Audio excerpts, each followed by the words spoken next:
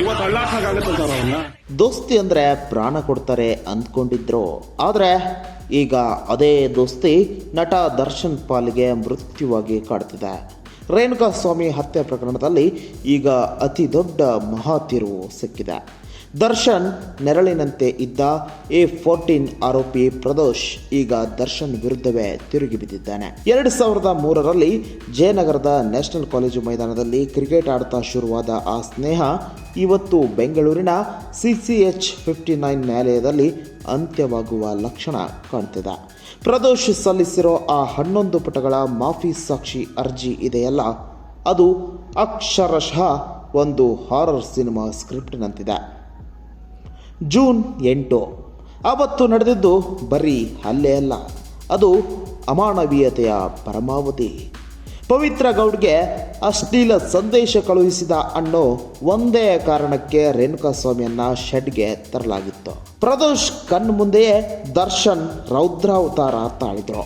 ರೇಣುಕಾಸ್ವಾಮಿಯ ಬಟ್ಟೆ ಬಿಚ್ಚಿಸಿ ಕೇವಲ ಒಳ ಉಡುಪಿನಲ್ಲಿ ನಿಲ್ಲಿಸಿ ಚಪ್ಪಲಿಯಿಂದ ಹೊಡೆಯಲಾಯಿತು. ಯಾವಾಗ ಇನ್ಸ್ಟಾಗ್ರಾಮ್ನಲ್ಲಿ ಗೌತಮ್ ಹೆಸರಿನ ಪ್ರೊಫೈಲ್ ಸಿಕ್ಕಿತೋ ದರ್ಶನ್ ತಾಳ್ಮೆ ಕಳೆದುಕೊಂಡ್ರು. ರೇಣುಕಾಸ್ವಾಮಿಯ ಖಾಸಗಿ ಅಂಗಕ್ಕೆ ಸಾಲು ಸಾಲು ಒದೆ ನೀಡಿ ಎದೆ ತುಳಿದು ಪ್ರಾಣ ಪಕ್ಷಿ ಹಾರುವಂತೆ ಮಾಡಿದ ಆ ಕರಾಳ ಸತ್ಯವನ್ನು ಪ್ರದೋಷ್ ಎಳೆ ಎಳೆಯಾಗಿ ಬಿಚ್ಚಿಟ್ಟಿದ್ದಾನೆ. ಅಲ್ಲೇ ಇರೋದು ನೋಡಿ ಅಸಲಿ ಟ್ವಿಸ್ಟ್. ರೇಣುಕಾಸ್ವಾಮಿ ಸತ್ತಿದ್ದಾನೆ ಅಂತ ಗೊತ್ತಾದ ತಕ್ಷಣ ದರ್ಶನ್ ಗಾಬರಿಯಾದರು. ಪ್ರದೋಷ್ಗೆ ಗನ್ ತೋರಿಸಿ ನನಗೆ ಸಹಾಯ ಮಾಡಲೇಬೇಕು, ಇಲ್ದಿದ್ರೆ ಇಲ್ಲೇ ಗುಂಡು ಹಾರಿಸಿಕೊಂಡು ಸಾಯ್ತೀನಿ ಅಂತ ಬೆದರಿಕೆ ಹಾಕಿದರು. ಸಾಕ್ಷಿ ನಾಶ ಮಾಡೋಕ್ಕೆ 30 ಲಕ್ಷ ಹಣದ ಡೀಲ್ ಕುದುರಿಸಿದ ಆ ಮಾಸ್ಟರ್ ಮೈಂಡ್ ಪ್ಲಾನ್ ಈಗ ಬಯಲಾಗಿದೆ. ಇವತ್ತು ಕೋರ್ಟ್ ಮಹತ್ವದ ತೀರ್ಪು ನೀಡಿದೆ.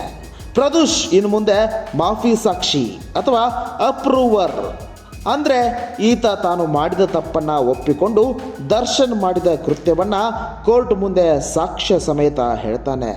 ಇದಕ್ಕೆ ಪ್ರತಿಯಾಗಿ ಈತನಿಗೆ ಶಿಕ್ಷೆಯಲ್ಲಿ ರಿಯಾಯಿತಿ ಸಿಗಬಹುದು. ಆದರೆ ಈತನ ಹೇಳಿಕೆಗಳು ದರ್ಶನ್ ಮತ್ತು ಪವಿತ್ರ ಗೌಡ್ರನ್ನು ಶಾಶ್ವತವಾಗಿ ಜೈಲಿನಲ್ಲಿಡುವ ಶಕ್ತಿ ಹೊಂದಿಹುದು.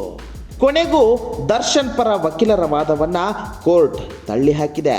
ದರ್ಶನ್ ಬೆನ್ನಿಗೆ ನಿಂತಿದ್ದ ಗೆಳೆಯನೇ ಈಗ ಅತಿ ದೊಡ್ಡ ಮುಳ್ಳಾಗಿದ್ದಾನೆ. ಮುಂದೆ ಏನಾಗುತ್ತೆ ಕಮೆಂಟ್ ಮಾಡಿ ತಿಳಿಸಿ.